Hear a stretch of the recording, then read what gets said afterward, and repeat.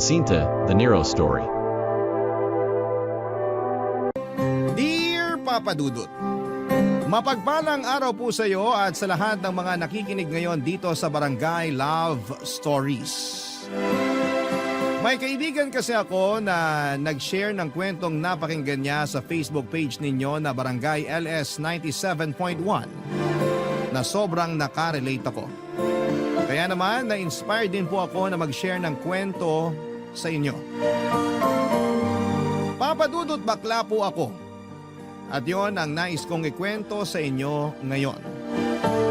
Kung bakit, hindi lang ako basta isang bakla. Nero po ang pangalan ko, 39 years old na sa ngayon. Nagpasya po ako na hindi na lamang banggitin ang eksaktong lugar pero yung probinsya po namin ay nandito lamang sa Central Luzon. Elementary pa lamang ako nang maulila sa tatay ko, Papa Dudut. Si nanay naman ay hindi na nakapag-asawa pa. Nadisgrasya noon sa factory ang tatay ko na naging sanhi ng pagkawala niya kaya hindi na ako nasundan pa. Sa madaling salita ay nag-iisang anak lamang ako, Papa Dudut. Pero kahit na gano'n ay naging masaya naman kaming mag-ina. Masasabi ko kasing devoted siya sa akin, Papa Dudut. Kaso nga lang, may konting kirot pa rin sa puso ko kapag nakikita ko siya noong nagbebenta ng kakanin mula umaga hanggang gabi. Tapos pagdating ng gabi ay gagawa siya ulit ng pangtinda niya para sa susunod na araw. Hindi naman talaga pang drama-rama sa umaga, hapon o gabi ang kwento ng buhay ko. Dahil pinilit ng nanay ko na maging masaya ang pananaw namin sa buhay. At bukod pa roon ay siya mismo ang nagsasabi sa akin na bakla ako. Hinding-hindi ko makakalimutan ang sabihin niya sa akin yon. Kumakain kasi kami noon sa labas para i-celebrate ang graduation ko noong high school. Nakapagtabi kasi siya noon kahit konti. Kahit maliit lang ang kinikita niya ay nagawa pa niyang paghandaan yon. Doon na nga po kami nagkaroon ng marami-raming kwentuhan. Sa pag-uusap namin yon ng nanay ko ay sinabi niya na tanggap niya ako kahit na ano pa ako. Kaya naman hindi na rin ako natakot noon na aminin sa kanya ang katotohanan. Bago kasi yon ay nagpapanggap lang ako kay nanay na may gusto akong ligawan na babae. Itago na lang natin siya sa pangalang Rana. Anak siya ng pinagkakautangan namin at sa totoo lang, kaya ko lang naman gustong ligawan si Rana ay dahil sa pagkakautang namin sa tatay niya. At yung sinasabi ng tatay niya na bagay kami. Hindi ko po talaga mahanap kung saan banda dahil kung tutuusin, mas babae at mas marunong pa akong mag-ayos ng sarili kaysa kay Rana, Papa Dudut.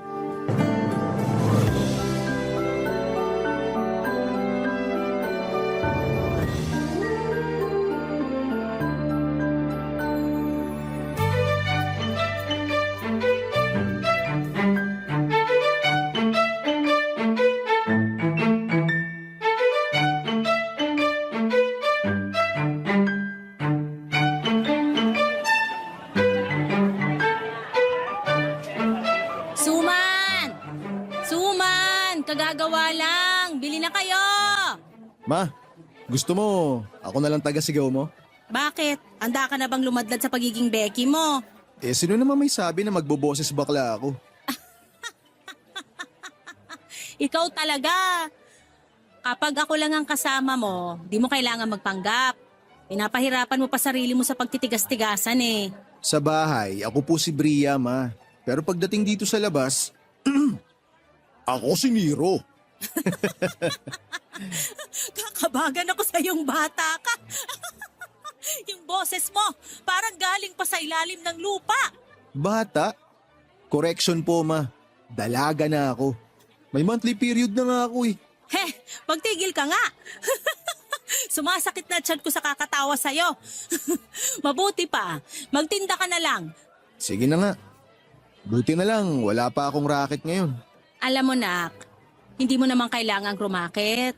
Sapat nang may trabaho ka. Hindi pa naman tayo nagigipit ng sobra para maghanap ka pa ng kung ano-anong racket. Ma, maluho po ako, kaya kailangan ko yun. Paano na lang yung pampakinis ko ng muka?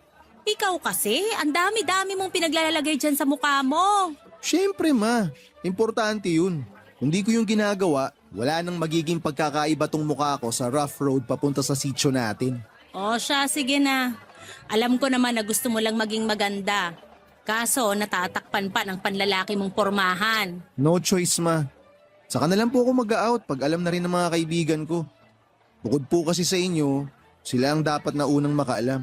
Tama ka naman dyan. Tsaka kaibigan mo naman yung mga yun. Sigurado ako na maiintindihan ka nila at susuportahan ka sa kung sino ka talaga. Ay, sana nga po ma. Sana katulad mo sila para di na ako mahirapan magsabi. Sus, nararamdaman ko, nak. Matatanggap ka nila. Basta ba wag mo nang patagalin yan eh. Mas maganda kasi na masabi mo yung totoo ng mas maaga. Alam ko naman po yun. Medyo kinakabahan lang ako ng konti kasi alam nyo na, matagal ko nang alam sa sarili ko na bakla ako pero nagpapanggap akong lalaki pagkasama ko sila. Ano na lang kaya iisipin ng mga yun? Lalo na si Sev. Alam ko iniisip mo na baka mandiri sila sa'yo. Kasi sa buong panahon na magkakasama kayo, posibleng pinagpapantasyahan mo na mga katawan nila, ganon ba? Parang ganun na nga ma. Eh di ba't bakla rin naman yung isa niyong kaibigan, si Paul? O natanggap naman siya ni Sev, di ba? Ikaw pa kaya? Ewan ko po ba ma? Hindi ko talaga maiwasang mag-overthink eh. Ay nako, sa isip mo lang naman yan. Ay, teka, di ba may pupuntahan kang party? Birthday nung si... Ano na nga bang pangalan ng kapatid ni Sev? Kira po. Ay oo, yun nga. Naku, napakagandang bata nun. Sigurado ko maraming manliligaw yun. Mukhang marami nga ma. Kung straight nga lang akong lalaki, baka niligawan ko na yun. Kaya ayun, binabakura na ni Sev. Protective na kuya. Eh kahit naman ako, kung ako nanay ni Kira, kahit sa langaw, di ko siya padadapuan. Ganun. Porke tunay na babae. Sige ma, magpalit ka na ng anak. Ay sus, nagtampo naman agad. Huwag ka nga dyan. Alam mo naman na ikaw lang ang nag-iisang dalaga ko. Talaga? Oo nga. Kung mahal kita nung di ka pa umaamin, mas lalo kitang minahal nung inamin mo sa akin na bakla ka, nak. Kahit ano pa maging gender mo, pwedeng magbago ang itsura mo, pananamit at pananalita, pero kahit kailan, hindi magbabago na anak kita. Papadudot kahit nakahinga ng maluwag at masaya na rin akong malaman ng nanay ko na bakla ako. Pakiramdam ko ay meron pa ring kulang. Hindi ko pa kasi nasasabi sa mga kaibigan ko ang tungkol doon. 3 kami sa barkadahan, 4 kung isasama sa bilang yung kapatid ni Sev na si Kira.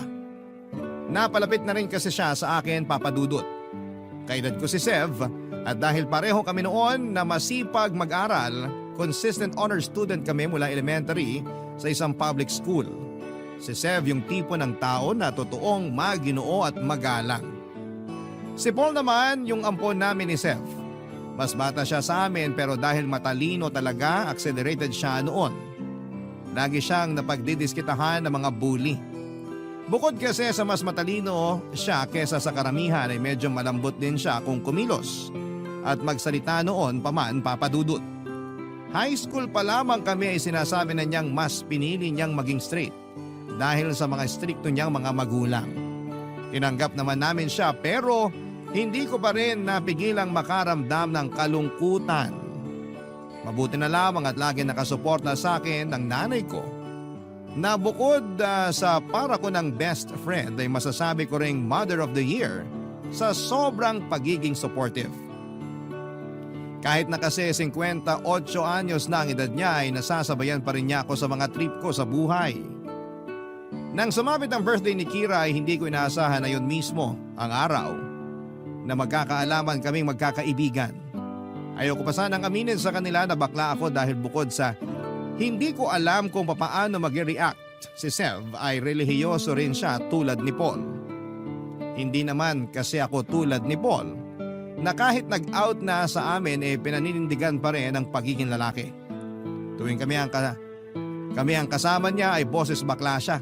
Pero kapag magulang na niya ang kaharap niya, siya pa rin yung Paul na lalaking lalaki ang datingan.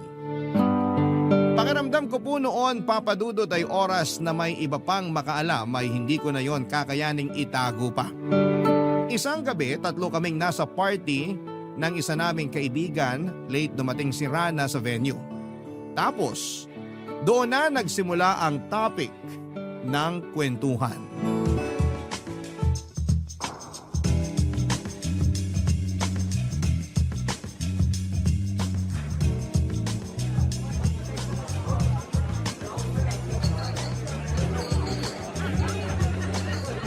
Uy, Nero. Si Rana oh. Mukhang kadarating lang. Nakikita ko, may mga mata rin naman ako. Mukhang ang sama ng gabi mo ah. Nakaka-bad trip kasi. Ayoko na nga nirereto sa akin yung si Rana eh. Labo mo ha. Samantalang dati, kating-kati ka na ligawan yun. Anyari? Sa tingin nyo, mukha ba talaga magugustuhan ko yun? Oh, ba't parang tumaas na yata standards mo sa babae? Oo nga. Galit pa rin ba sa'yo yun? Mukhang di naman siya galit sa akin. Ninitian niya ako nung nag-abot ako ng hulog namin sa utang eh. Tsaka pagkakaalam ko, may boyfriend ng afam yan. Dadalhin na nga araw siya sa Switzerland eh. Teka nga, tama ba narinig ko? Afam? Oo, afam. Bakit? Bakla ka ba? Ha? Sa mga bakla ko kasi madalas naririnig yung afam-afam na yan. Pero seryoso kung pinatulan mo lang sana si Rana, wala na sana kayong utang sa tatay nun.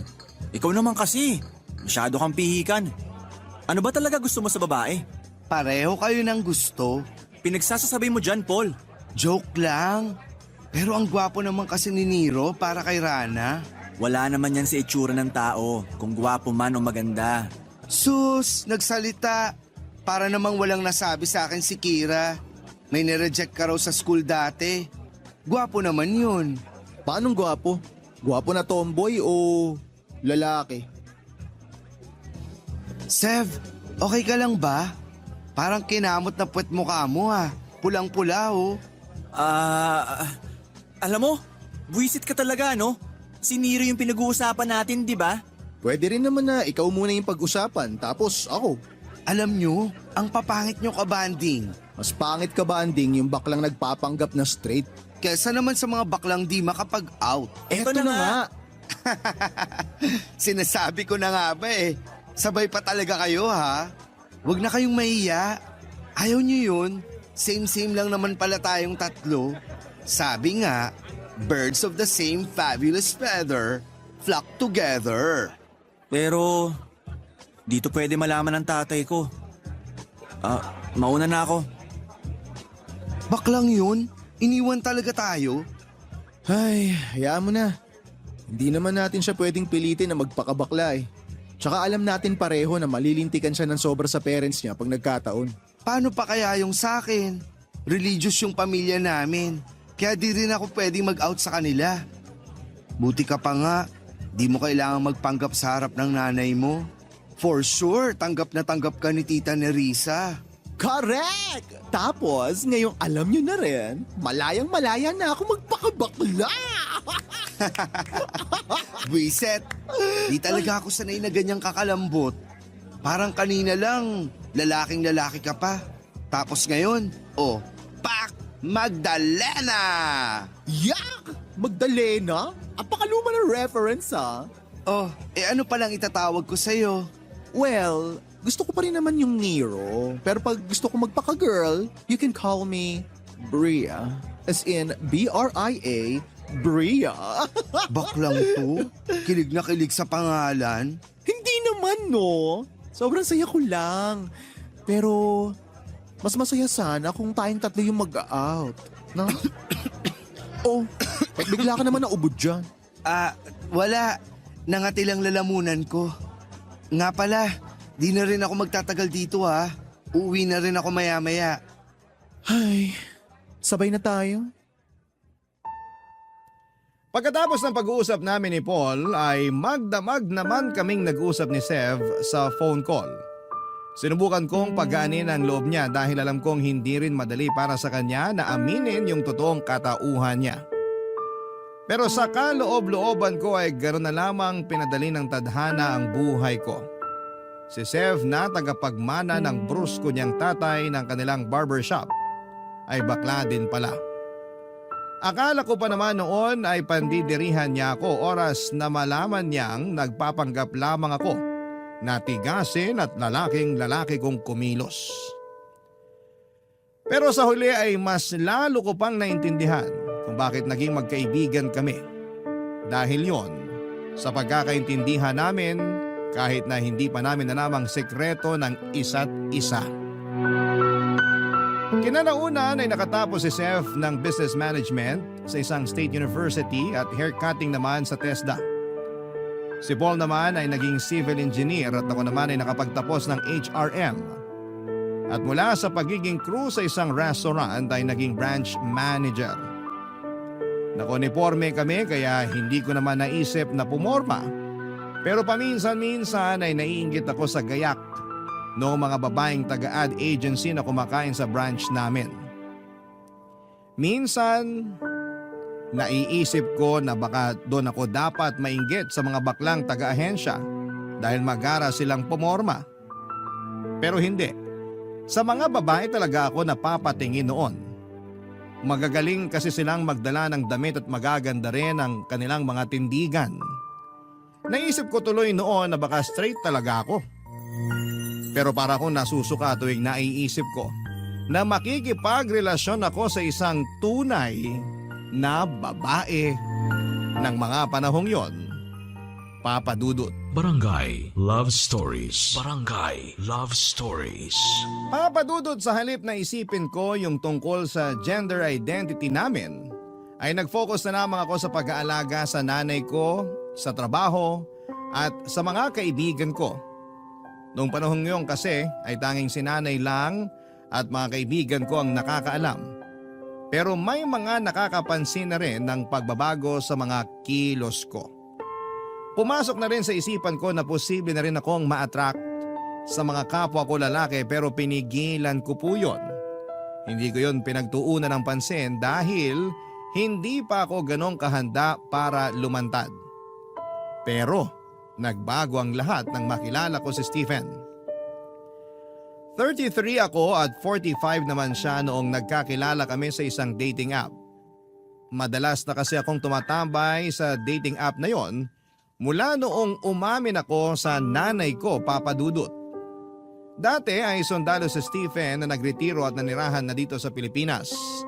Itinakwil siya ng pamilya niya dahil kahit sa isa siyang matapang na sundalo at nanilbihan sa loob ng 2 dekada, ay hindi natanggap na mga ito nang umamin siya sa tunay na sexuality niya.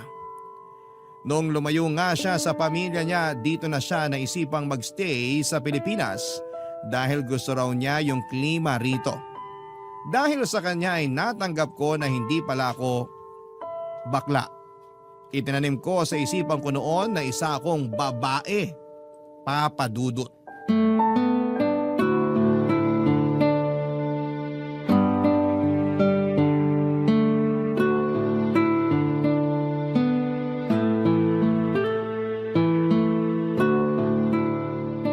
Nak, kumain ka ng marami. Parang nangangayayat ka na. Ma, ayoko pong tumaba. Sus, di ka naman tataba agad sa 1 cup rice na kakainin mo ngayon? Ma, di nga po ako tataba sa 1 cup of rice na sinasabi nyo. Pero araw-araw mo naman po yan sinasabi sa akin. Eh di tataba rin ako. Ay teka, maiba ako. Di ba't nagkita na kayo kahapon nung boyfriend mong kano? Opo, ma.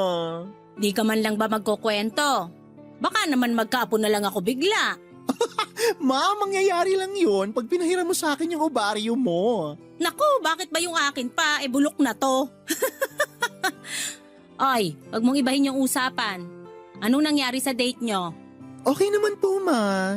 Yung totoo nga, sobrang saya ko. As in. Halata nga. Kulang na nga lang maghugis puso yung mata mo eh. Pero gusto ko pa rin na mag-ingat ka ha. Huwag agad-agad ibibigay yung buong tiwala. Lalo na kahapon pa lang kayo nagkita. Ma, alam mo, huwag kang mag-alala kasi sobrang gentleman niya. Siya lang nagparamdam sa akin na hindi ako bakla. Ganun, yung para akong tunay na babae. Anak, sigurado ka na ba talaga dyan sa boyfriend mo na yan? Baka naman sa una lang sweet sa'yo yung Stephen na yon, tapos sa susunod abusuhin ka na. Hala, ma, nakakaloka ka. Mas mukha pa nga akong mang-aabuso kaysa sa kanya eh. Ilang taon na nga uli siya? 45. May anak na ba yon? Wala po, solo lang po siya sa buhay.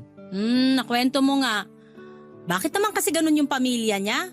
Porke nag-out na siya takwil agad? Ganun po talaga, ma. Di po lahat itanggap yung mga katulad ko. Kaya nga po ang swerte-swerte ko kasi ikaw ang naging nanay ko. Ay sus! Napakadrama naman talaga ng dalaga ko. Hay nako, man naman eh. Arte mo, anak. O siya, kwento ka pa.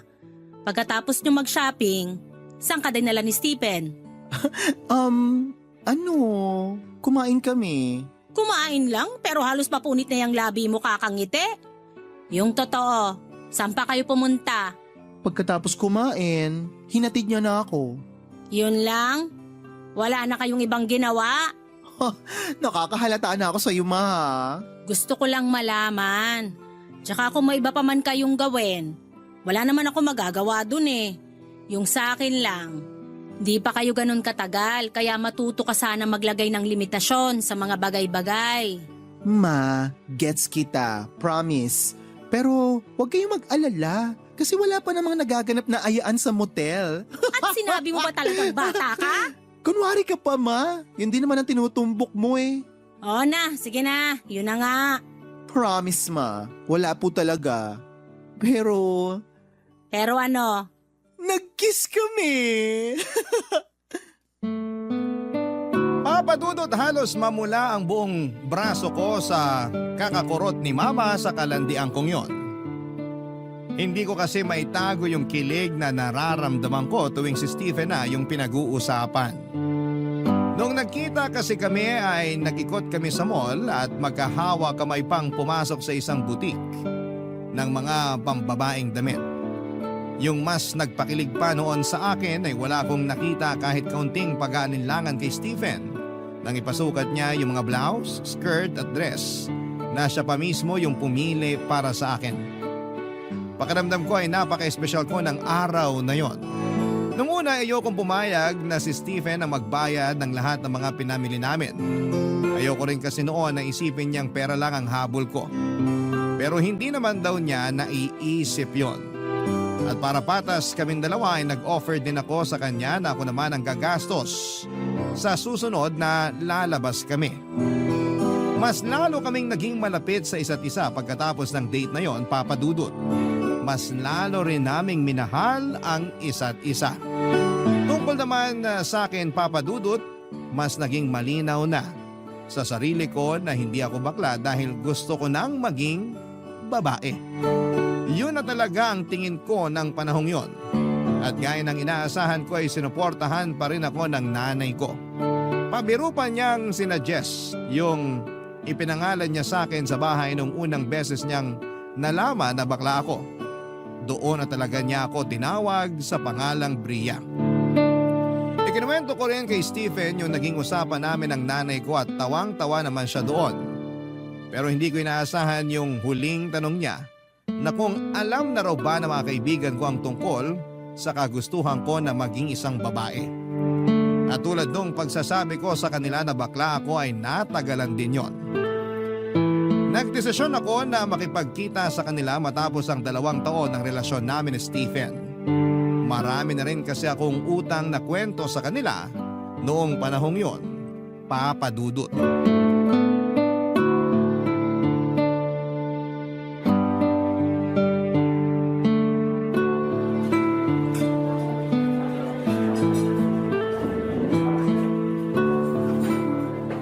Hoy mga bakla, kumusta? Tagal natin di nagkita. Oo nga.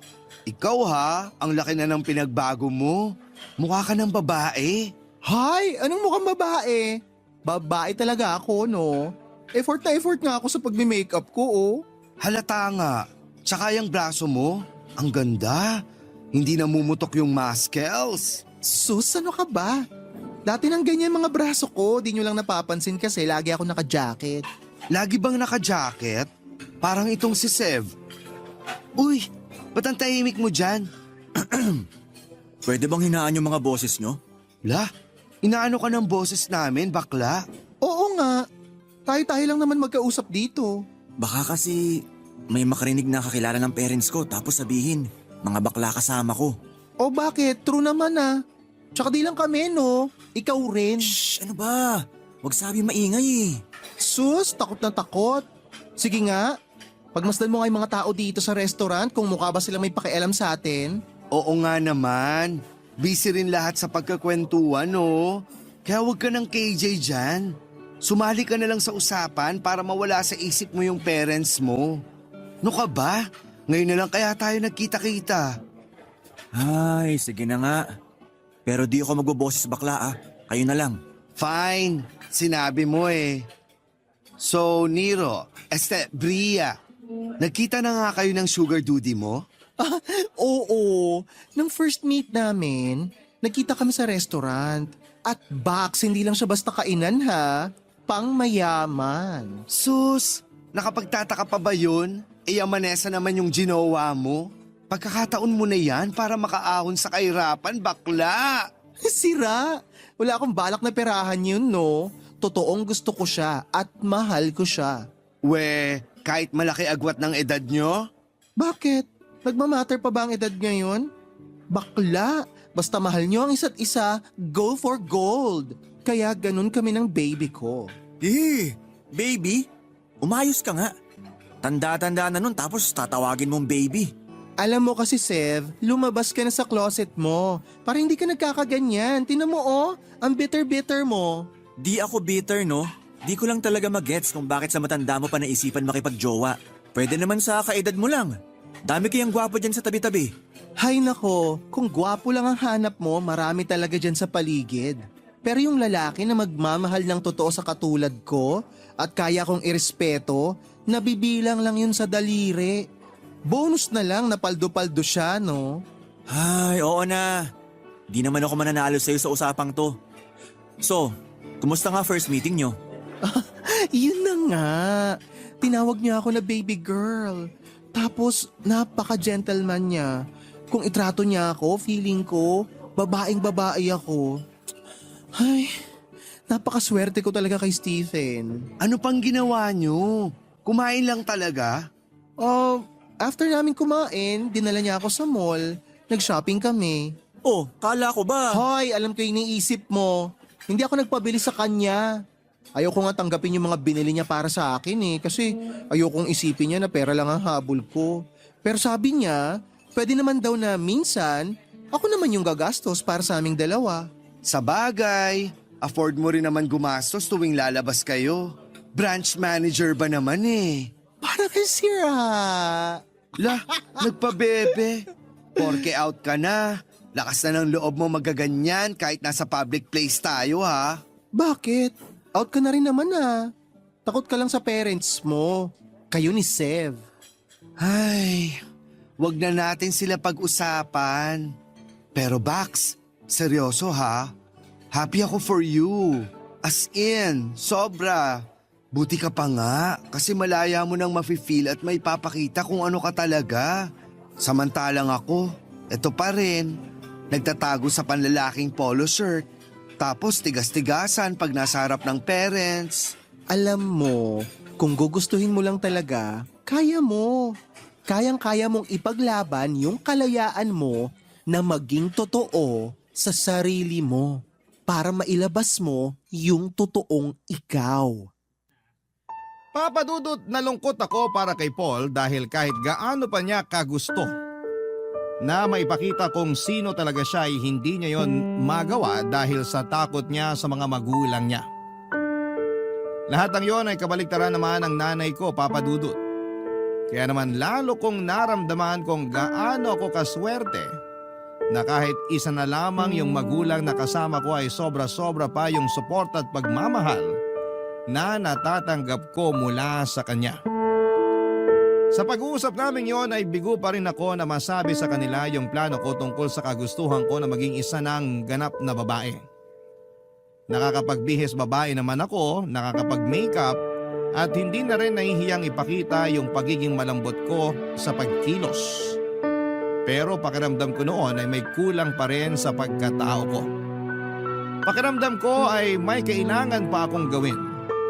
Batid ko naman ang panahong yon na hindi na nakakagulat na may mga bakla na gustong maging transgender.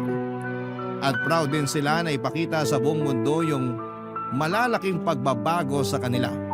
Kaya na-inspire din ako, Papa Dudut.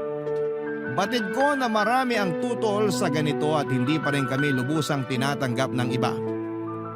Pero sa ganong paraan kasi, mas nararamdaman ko na babae talaga ako at hindi lang isang bakla. Doon ako mas nagiging masaya.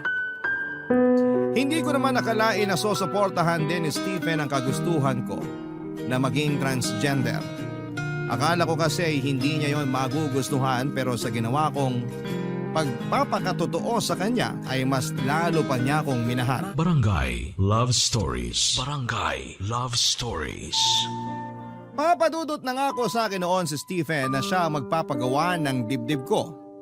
Natuwa naman ako at hindi na yon tinanggihan pa. Pero nang maalala ko ulit yung mga kaibigan ko na sina Paul at Sev na wala pang alam sa plano kong yon ay nagkaroon na naman ako ng alinlangan na sabihin agad sa kanila yon. Ang kaso mas mahirap naman kung magugulat na lamang sila sa makikita nila. Sakaling makipagkita ulit ako sa kanilang dalawa. Siguro iniisip ng iba kung bakit gano'n na lamang kahalaga para sa akin yung magiging opinyon ng mga kaibigan ko. Pero gusto kong gawin yon. Gusto kong ipaalam sa kanila yung magiging pagbabago ko dahil isa sila sa mga pinanghuhugutan ko ng lakas ng loob. Para ko na kasi silang mga kapatid. Papadudot nag-decide ako na makipagkitang muli sa kanila para makipag-usap. Pero sa pagkakataong yon ay hindi na kami kumain pa sa labas. Nagpahanda na lamang ako kay mama ng pagkain para doon na lamang kami sa bahay mag-usap-usap. Wala namang problema yon sa nanay ko dahil matagal na rin niyang kilala sina Paul at si Sev at parang anak na rin ang turing niya sa kanila. Excited ako na sabihin sa kanila na magkakadibdib na ako, Papa Dudut.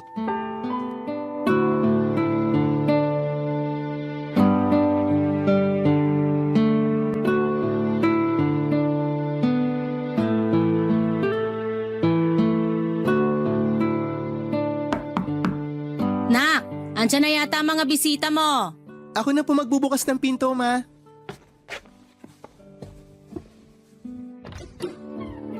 Uy, mga bakla!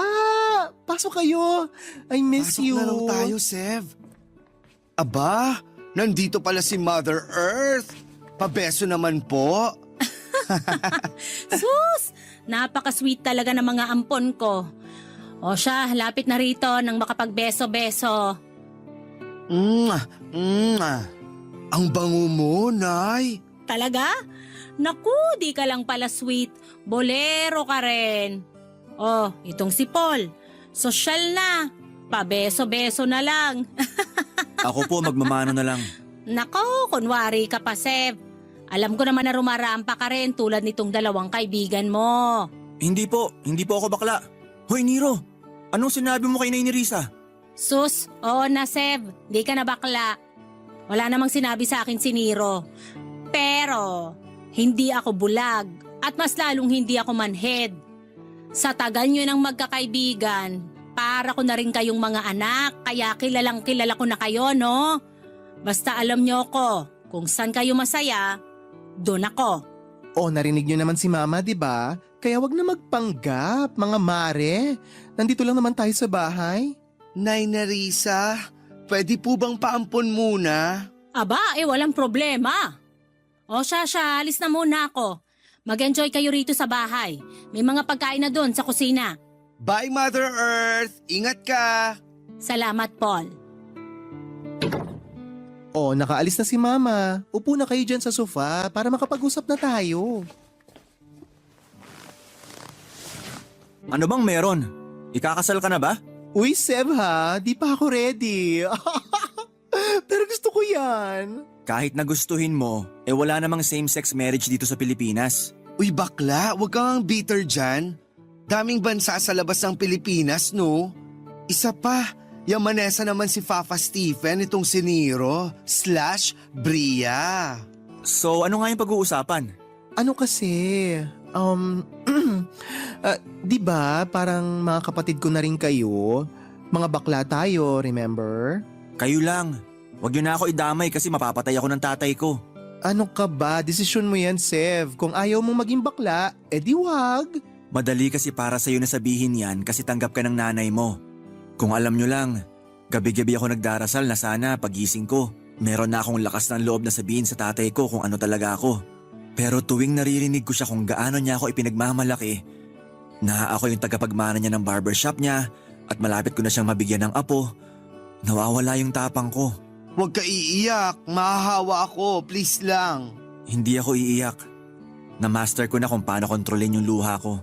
Ikaw na lang kasi makakapagpatuloy ng lahi ng pamilya nyo. Kaya nga ang swerte mo, kasi naging madali lang sa'yo ang lahat. Ay, kung pwede lang talaga kayong ampunin ng nanay ko. O siya, tama na tong kadramahan natin. Ano na nga yung sasabihin mo sa amin? Yun na nga mga mare. Magpapagirl na ako. Ha? Paanong magpapagirl?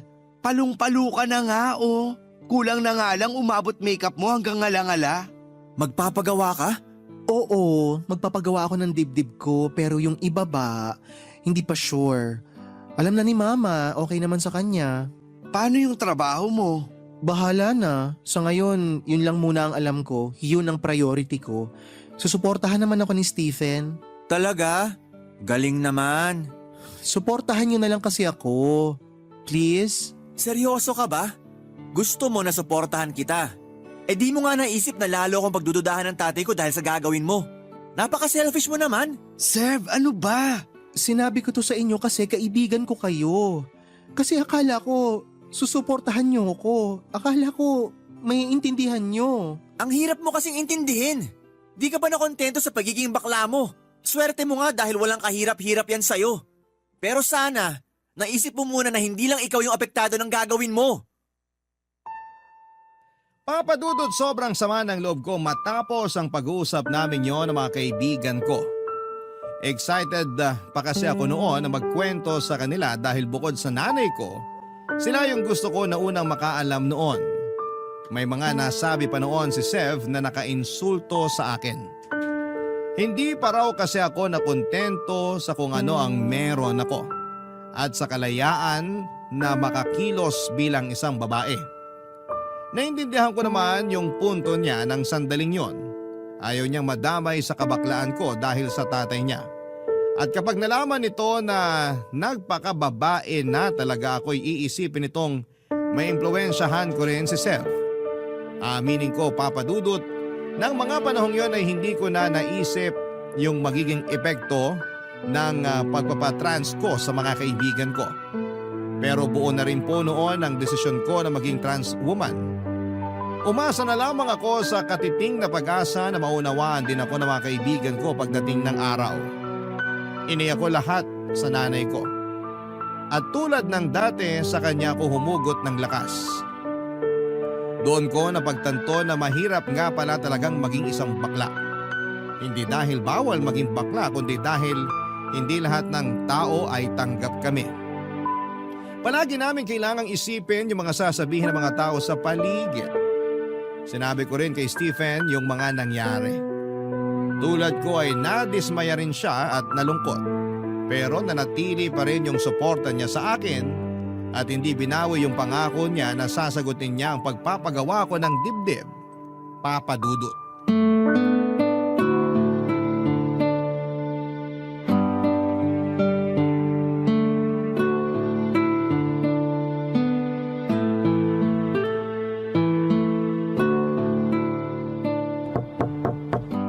Nak, Po, pwede ba akong pumasok?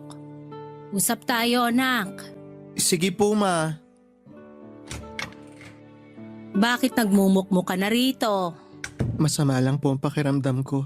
Masama pakiramdam mo? O masama loob mo? Hindi na po ako kinakausap ni Paul at Sev. Nung huling usap naman namin, okay pa si Paul sa akin eh. Pero ngayon, hindi na rin niya ako sinasagot. Ay. O teka, upo muna ako dito sa kama mo. Pag-usapan natin yan, Nak. Nasaktan lang po kasi ako sa sinabi sa akin ni Sev na hindi raw po ako makontento. Ganun na siya magsalita sa akin mula nung sabihin ko na may boyfriend na ako eh. Parang hindi siya masaya para sa akin. Nung sinabi ko na ipapakilala ko sa kanila si Stephen, sabi niya dapat daw sa malayo. Ha? Bakit naman sa malayo? Tinanong ko rin po yan sa kanya. Sabi ko, jowa ko naman si Stephen eh. Tapos yun na nga po. Baka raw po makarating sa tatay niya yung tungkol dun. Best friend ko kasi siya kaya malamang daw iisipin din ng tatay niya na bakla siya. Kung ganon, pinagdududahan ka na pala ng tatay niya dati pa? Paano na ngayon na out ka na talaga? Malalaman at malalaman din naman yun ng tatay niya. Sinabi niya raw po na confused lang ako, na nagkukunwari lang ako na bakla. Ay, mukhang mahirap nga rin yung sitwasyon ng kaibigan mong yon. Maniintindihan ko naman po yung point niya. Pero paano naman po ako? Paano naman po yung gusto ko? Nak, di natin kontrolado yung nararamdaman nila. Kung di nila nagustuhan yung sinabi mo, karapatan nilang maramdaman yon. Ang tanging magagawa mo na lang ngayon para hindi na lumala pa yung di nyo pagkakaunawaan, ikaw na lang muna yung umunawa sa kanila. Ibig sabihin ba nun, Ma? Hindi ko na rin muna dapat ituloy yung pagiging babae ko? Ganun po ba? Nak, pagdating sa katawan mo, tanging ikaw lang yung makakapagdesisyon nun. Katawan mo yan eh. Kaming mga tao sa paligid mo, kaming mga mahal mo, kami lang yung magiging karamay mo. Alam mo, nung una, tutol din ako. Tutol po saan? Na magpakababae ka. Kasi ngayong bakla ka pa lang, yung wala pang napapalitan sa katawan mo, sobra na agad ang paghuhusga sa'yo ng ibang tao. Paano pa kung maging trans woman ka na? Pero Ma, bago pa ako magdesisyon na baguhin yung sarili ko, tinanggap ko na yung magiging kapalaran ko. In-expect ko na yung matinding judgment sa akin ng mga tao. Kaya nga sinusuportahan na lang kita. Kasi alam ko na hindi na kita mapipigilan pa. Gusto ko na maging masaya ka. Hindi ko man mapipigilan yung mga tao sa mga iisipin at sasabihin nila sa'yo. Sisiguraduhin ko naman na habang buhay ako, Nak. Dadamayan at susuportahan kita. Ma naman eh. Lalo niyo akong pinaiiyak eh. Pero salamat po talaga, Ma. Alam mo, Ma, kahit alukin pa ako ng 1 bilyong kapalit mo, hindi ako papayag.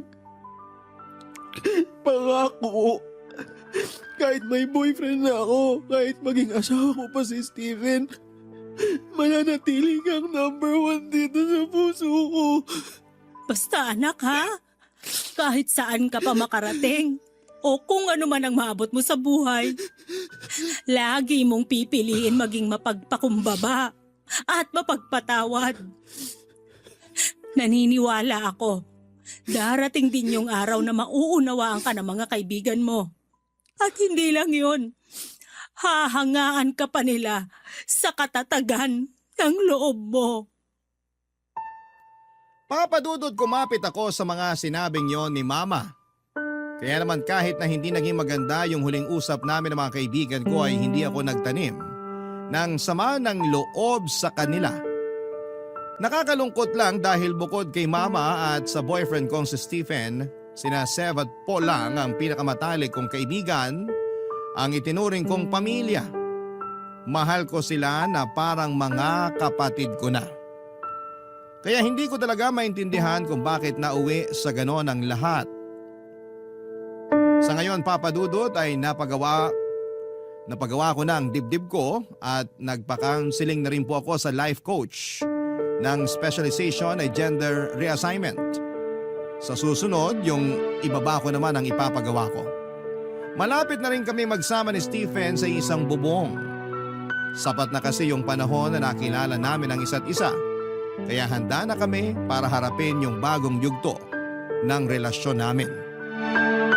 Naghahanap lamang kami ngayon ng titirahan na kasya kaming tatlo.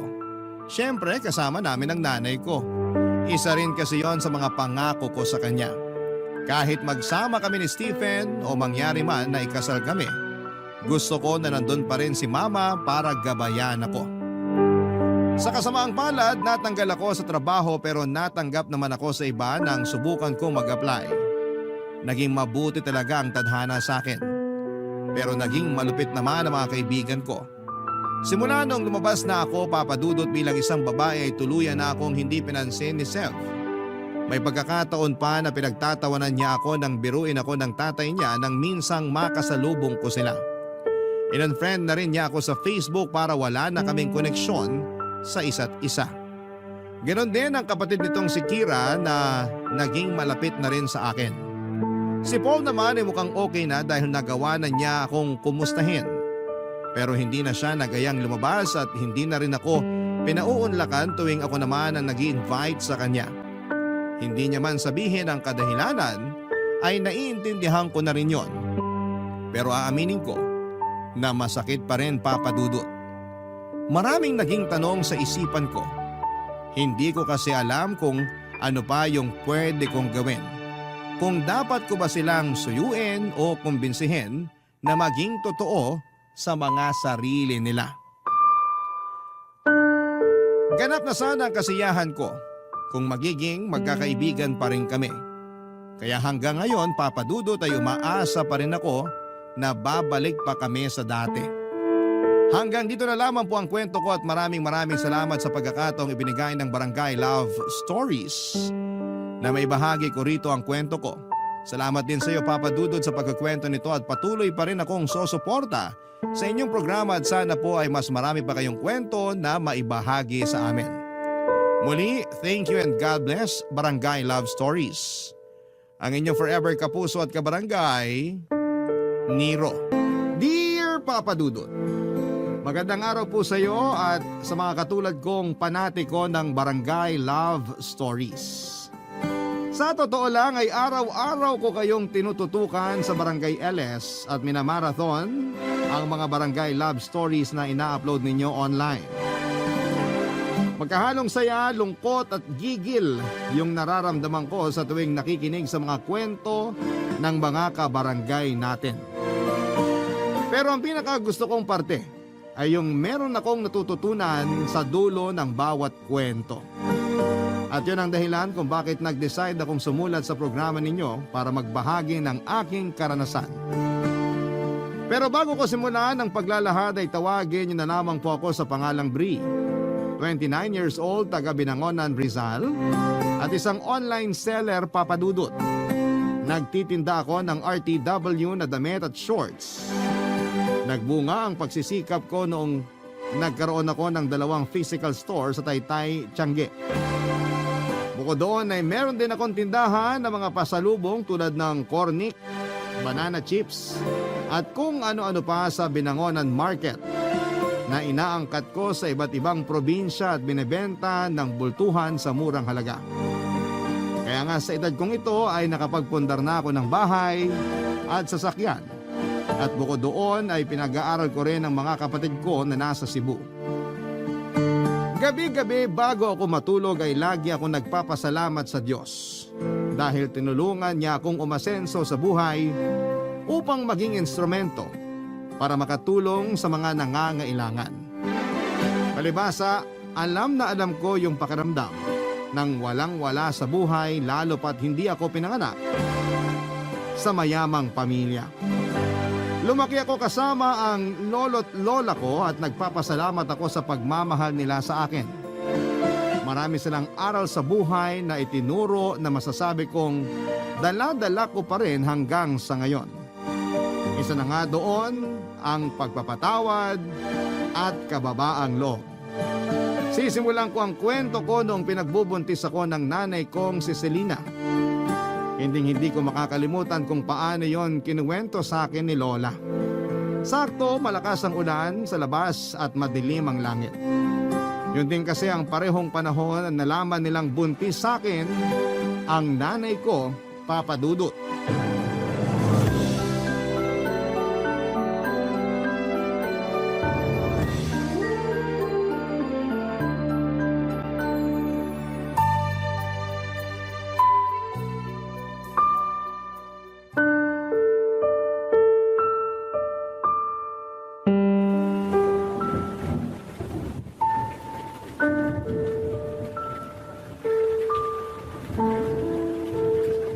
Bakit ngayon mo lang sinabi sa amin ng tatay mo na buntis ka?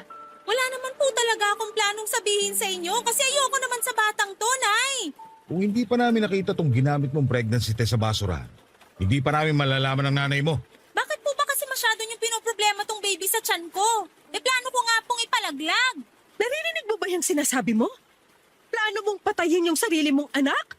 Matakot ka nga sa Diyos, Selena! Ilang beses ko po bang dapat sabihin? Ayoko sa batang to. Buisit siya, sana hindi na lang siya nabuo. Nasaan na ba yung tatay niyan? Iharap mo sa amin yung tatay ng batang yan. Wala na po. Iniwan na ako nung nalamang buntis ako. Kaya nga ayoko na rin sa batang to kasi kasalanan ito kung bakit kami naghiwalay. Walang kasalanan niyang anak mo. Yung tatay ng batang yan ang siraulo. Kasi tinakbuhan kayo mag-ina niya. Sigurado ko bang wala na yan sa bayan natin? Kasi hahanapin ko siya kahit galugarin ko pa tong buong Rizal. Wala na nga po. Hindi ko na rin makontak sa cellphone. Eh walang hiya pala yung lalaki na yan eh. Anak naman!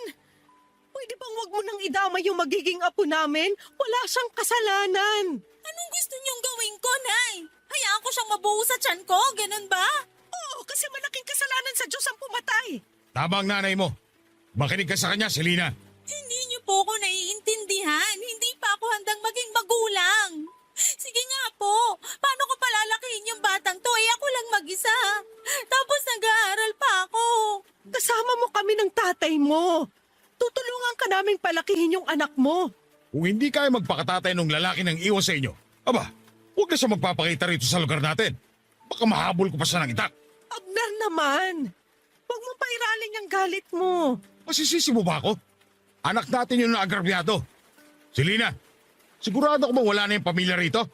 Kasi pwede natin sila ipabarangay, anak. Mga tsahin lang po niya, pero wag na po kayong mag-eskandalo. Ano na lang sasabihin ng ibang tao pag nalaman nilang nabuntis ako at iniwan? Sige nga. Uunahin mo pa bang isipin ang sasabihin ng ibang tao? Kesa mapanagot yung siraulong lalaking yon. Siya po yung may kasalanan sa akin, kaya wag na nating idama yung mga kamag-anak niya. Saka nakikitira lang siya sa mga tsahin niya, hindi rin maayos yung relasyon niya sa mga yon. Malamang baka nga masaya na yung mga yun na umalis na siya sa poder nila. Nak, ano bang nakain mo't pumatol ka sa ganyang lalaki? Oo nga. Wala kaming kaalam-alam ng nanay mo na may boyfriend ka na. Nasa tamang edad na naman po ako Nasa tamang edad ka na nga para mag-boyfriend, kaya dapat pangatawanan mo rin yung bunga ng pakikipagrelasyon mo. Nay naman ayaw ko nga po sa batang to. Huwag mong idama yung bata dahil wala siyang kasalanan. Saka matakot ka nga. Anak mo yan, Selena. Apo namin. Kaya huwag na huwag mo siyang gagawa ng masama.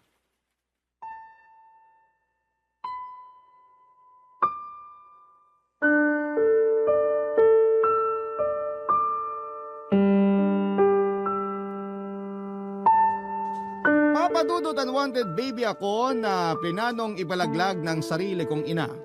Nung nalaman ko yon kay Lola ay hindi ko na napigilang mapaluha. Kahit na sinabi ko sa sarili ko na handa na akong malaman ang dahilan kung bakit ayaw sa akin ng nanay ko ay masakit pa rin na ginusto niya akong mawala, Papadudot. Pero buti na lamang kasi at hindi natuloy dahil kina Lolo at Lola. Sa huli, nakumbinsi rin daw nila si nanay na huwag akong ipalaglag. Pinagpatuloy ng nanay ko ang pagbubuntis sa akin hanggang sa maipanganak ako sa isang pampublikong ospital sa Angono taong 1995. Umasa sina Lolo at Lola na magbabago ang tingin sa akin ng nanay ko. Yun bang magugustuhan niya ako sa oras na makita na niya ako. Pero sinabi ni Lola na hindi ako magawang titigan o buhatin man lang ni nanay noong pinanganak na niya ako. Kamukha ko raw kasi ang tatay ko na nang iwan sa amin, kaya naman mas lalo lang siyang naggalit sa akin. Kaya sina lolo at lola na lamang ang nag-asikaso sa akin. Dahil sa pagbubuntis sa akin ni nanay ay kinakailangan niyang huminto sa pag-aaral. Ayaw niya raw kasing maging tampulan ng tukso sa klase nila at isipin ng ibang tao na pariwara siyang babae. Graduating na sana siya sa kurso niyang business management pero naantala yon nang dahil sa akin. Kaya nga nung sumunod na taon ay nag-enroll ulit si nanay para tapusin ang kanyang pag-aaral, Papa Dudut.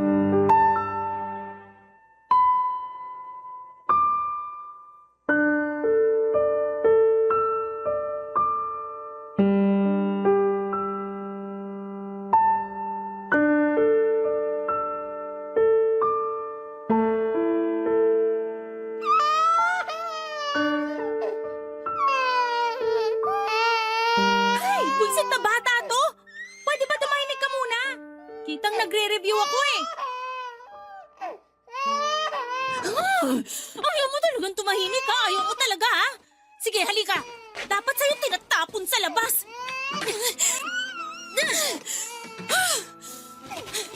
Yan! Diyan ka sa mga basura! Total, basura ka naman! Selena? Selena, anong ginawa mo sa anak mo? Santisima! Bakit mo naman itinapon sa basurahan yung bata? Ang ingay-ingay kasi, Nay. Hindi ako makapag-review. Hindi pa rin dahilan niya para itapon mo siya. Abner, kunin mo nga yung apo natin.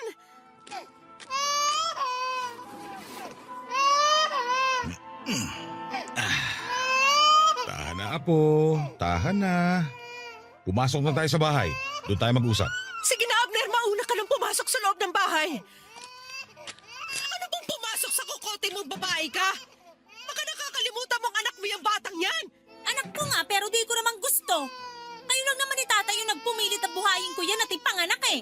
Kahit makaunti, wala ka talagang pagmamahal para sa anak mo. Wala po, Tay. Sira Aray ulo ko ka naman, palang Nay. babae Bakit ka niyo eh. po ako binatukan? Baka sakaling maalog yung utak mo at maisip mo na magbago yung tingin mo sa anak mo. Kahit anong gawin niyo sa akin, kahit na batukan niyo pa ako uli, iuntog sa pader at paluin, hindi na magbabago tingin ko sa batang yan. Hindi ka namin pinalaki ng nanay mo para maging masamang ina sa anak mo. Pero ayaw ko nga po sa batang yan. Kayo lang naman ni Nanay yung pilit ng pilit sa akin na gustuhin niyang maingay na yan eh. Dapat kasi di nyo na yan dinampot dun sa basurahan. Baka sakaling may magka-interes sa kanya ng mga basurero. Hindi na talaga namin alam ang gagawin namin sa'yo ng tatay mo, Selena.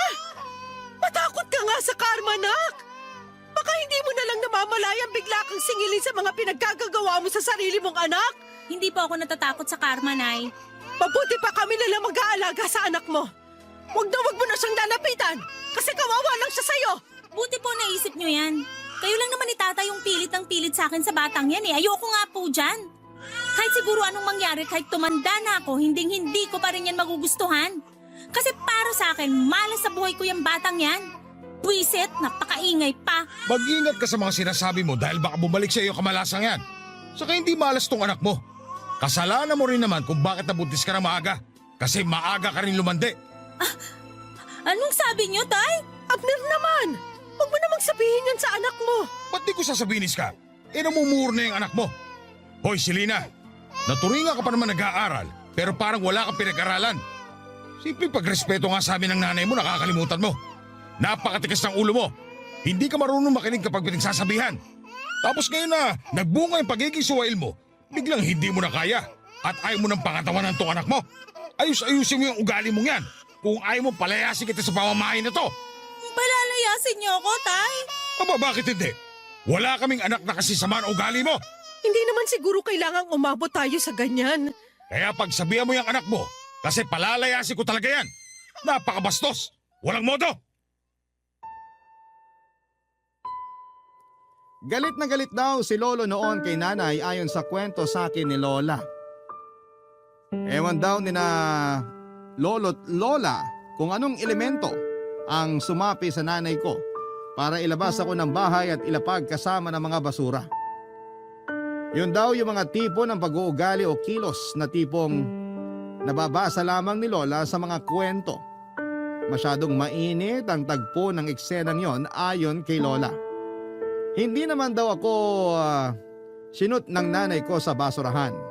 Ipinatong niya lamang ako sa may basura na nasa gilid ng pinto sa labas ng bahay. Matapos magsabi si Lolo na palalayasin niya ang nanay ko ay kitang-kita nila yung takot sa mga mata ng nanay ko. Kaya naman simula noon ay hindi na niya ako pinagdiskitahan pa. Pero mas naging overprotective sa akin ang lolo at lola ko at hindi na rin nila pinapalapit sa akin si nanay.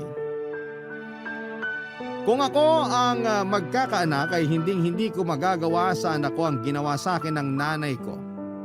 Kaya nga hanggang ngayon ay hindi pa rin ako makapaniwala kung paano niya naatim. Naitapon sa basurahan na para bang hindi niya kadugo at hindi nanggaling sa sinapupunan niya ng 9 na buwan. Buti na lamang to the rescue ulit sina lolo at lola. Kaya wala namang nangyaring masama sa akin noon. Iyak ako ng iyak nang ikwento sa akin ni Lola kung ano nga ba ang mga nangyari noon. Pero lagi rin niyang sinasabi na huwag magtatanim ng galit sa sarili kong ina dahil masama yon. Pagkalipas nga ng 1 taon ay nakagraduate na si nanay at sobrang saya ni na lolo at lola dahil sa wakas ay nagbunga na ang paghihirap nila sa pagpapaaral sa nanay ko. Nagdesisyon si nanay na magtrabaho sa Cebu noong nakatanggap siya ng job offer doon. Agad siyang nag-asikaso ng requirements para makalipad papunta doon. Nangako siya kina lolo at lola na magbabakasyon pa rin sa amin para dalawin ako, Papa Dudut. Pero hindi yon natupad dahil lingid sa kaalaman namin. Paraan niya lamang pala yon upang tuluyan na akong iwanan sa poder ng mga lolo at lola ko ng mga panahong yon, Papa Dudut. Barangay Love Stories. Barangay Love Stories. Papa Dudut, bagaman wala akong tatay at kinalakihang nanay ay hindi naman nagkulang sa pag-aalaga at pagmamahal sa akin sina lolo't lola. Walang araw simula nang dumating ako sa buhay nila na hindi nila ako tinuring na mahalaga. Para sa akin ay hindi ko lang sila lolo at lola. Sila na rin ang kinilala kong mga magulang. Malungkot na hindi na ako binalikan ng nanay ko pero hindi naman ako nagtanim ng galit sa kanya. Inisip ko na lamang na balang araw ay maaalala niyang may anak siya at balikan niya at babalikan niya rin ako. Nagpapadala pa rin naman ng pera si nanay sa amin para may panggastos kami. Doon din kinukuha ang pambaon ko sa eskwelahan at pambili ng damit at gamit tuwing pasukan. Pero hindi na talaga siya umuwi pa sa bahay namin. Lagi ko noong naririnig na pinakikiusapan ni Lola si nanay kapag kausap niya sa cellphone na umuwi naman sa amin sa Binangonan para makita ako.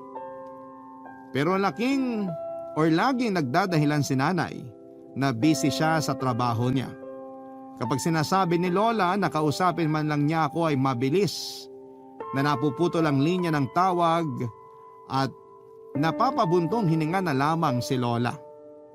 Pag nangyayari yon ay palihim akong umiiyak sa CR namin. Tapos maghihilamos ako ng mukha para hindi halata. Mahabang panahon ko nang hindi nakikita si nanay, Papa Dudut. Noong 18 years old na ako, kundi dahil sa iilang litrato ni nanay sa bahay, ay hindi ko na maaalala ang mukha niya. Masasabing naipon ng husto ang pagkasabi ko sa kanya. Kahit alam ko na hindi niya ako gustong makita, ako naman ay gusto ko pa rin makita ang nanay ko at mayakap siya kung pahihintulutan niya. Papa Dudut, isang araw ay mayroong binalita sa akin si Lola na labis na nagpasabik sa akin.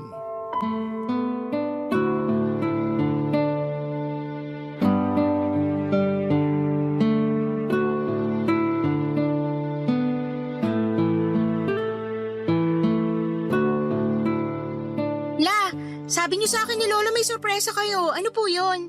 Nako, halatang halata na excited yung apo nating malaman yung sorpresa natin sa kanya, Iska. Oo nga eh.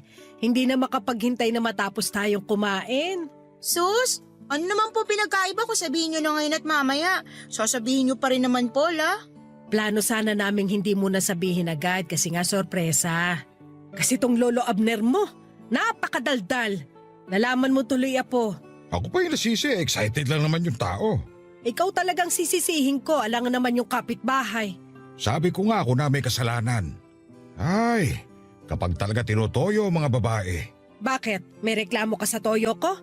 Eh sabi mo nga sa akin nung nililigawan mo ko, handa ka maging siomay kapag tinutoyo ako, di ba? Huwag mong itanggi yan. Hindi ko naman tinatanggi, Iska. Gusto ko po sanang matuwa kasi ang sweet-sweet nyo kahit corny na minsan pero di nyo pa po sinasabi sa akin yung sorpresa nyo lang. Sige na po, gusto ko nang malaman eh. O siya, sige na nga. Total hindi mo rin naman kami titigilan, Apo. Kulit-kulit mo.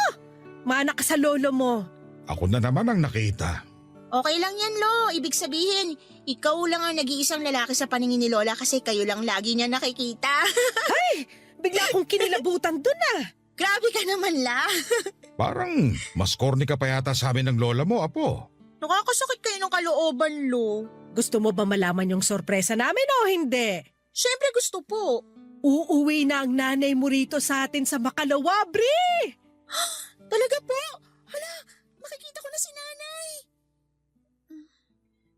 Kaya lang, makagalit pa rin siya sa akin, La. Bakit naman magagalit ang nanay mo sa'yo? Wala ka namang ginagawang masama. Di ba ayaw niya nga sa akin? Sabi niyo tinapon pa niya ako sa basurahan nung baby ako. Matagal na naman yon. Sigurado nagbago na yung nanay mo. Kaya nga siya uuwi rito sa atin eh. Tama ang lolo mo. Tsaka kasama mo naman kami kaya hindi mo kailangan matakot. Pero nag-overthink pa rin po ko. First time ko lang po siya makikita sa 18 years ko rito sa mundo. Nandun na yung excitement pero kabado pa rin po ako. Paano kung hindi pa rin nagbabagong turing niya sa akin? Paano kung ayaw niya pa rin sa akin bilang anak niya? Alam naman ng nanay mo yung sitwasyon. Tsaka sigurado ko na hindi siya uuwi rito sa atin kung hindi kanya nami-miss, Bri. Kaya huwag ka na mag-isip ng kung ano-ano dyan. Pero ano bang sabi ni Selena? Dito na raw ba siya ulit titira sa atin? Parang. Umalis na yata siya sa trabaho niya sa Cebu eh. Biglaan nga raw pero nasa plano na rin naman niya. Sabi niya may sikasuhin siyang papeles dito sa Maynila. Hindi ko lang alam kung ano kasi hindi naman niya sinabi. Baka dito na siya magtatrabaho para mas malapit sa atin. Hindi kaya? Ay, sana nga ganun. Para naman magkasama-sama na tayong pamilya. Basta Apo, maging malapit ka sa nanay mo ha? Kasi ang tagal niyo ring hindi nagkita. Tsaka kalimutan mo na rin ano mang hinanakit at tampo mo sa kanya. Matagal na yun eh. Malaki ka na rin naman. Opo, La. Sabi niyo nga po, masama magtanim ng galit sa ibang tao lalo pa kaya sa sarili kong nanay. Oo, yung kasi ang turo sa simbahan. Magmahalan at matutong magpatawad. Basta, paghandaan mo ang pagdating ng nanay mo. Iparamdam mo sa kanya kung gaano ka kasabik sa kanya at kung gaano mo siya kamahal. Papa Dudut, tama naman si Lola. Laging turo sa mga misa sa simbahan ang pagmamahalan at pagpapatawad. Kaya nga yung lahat ng tampo at ninanakit ko sa nanay ko ay agad na nawala nung nalaman kong uuwi siya sa bahay namin. Excited ako at hindi ko na nga mahintay yung araw na sa wakas ay magkikita na kami ng personal. Sa Facebook ko lang kasi siya ini-stalk at hindi pa niya sinisin yung mga message ko sa Messenger. Pero iniisip ko na lamang na baka busy siya sa trabaho niya lalo na managerial ang posisyon niya. Excited din sina lolo't lola dahil sa wakas ay makikita na nila ang anak nila. Alam ko kasi kung gaano sila nangulila sa nanay ko. Kaysa isang anak kasi nila, si nanay. Dumating na nga yung araw ng pag-uwi ni nanay sa bahay. Galing pa akong school noon kasi may klase kami noong araw na yon. Nagmamadali akong umuwi sa amin at halos madapa na nga ako kasi tinakbo ko talaga. Lalong lumapad ang ngiti ko noong marinig ko ang boses ng nanay ko habang inaalis ko yung sapatos ko sa may pinto. Pero agad na napalitan ang pagtataka at kaba yung ngiti at excitement ko nang unti-unting luminaw sa akin ang pinag-uusapan nila ng lolo at lola ko, Papa Dudut.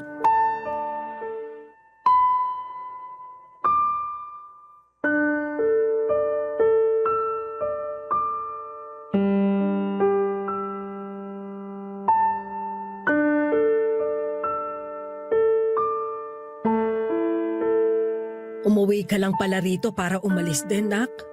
Akala ko pa naman dito ka na sa bahay uuwi. Sasamahan mo na kami ng anak mo. O inyo naman, Nay.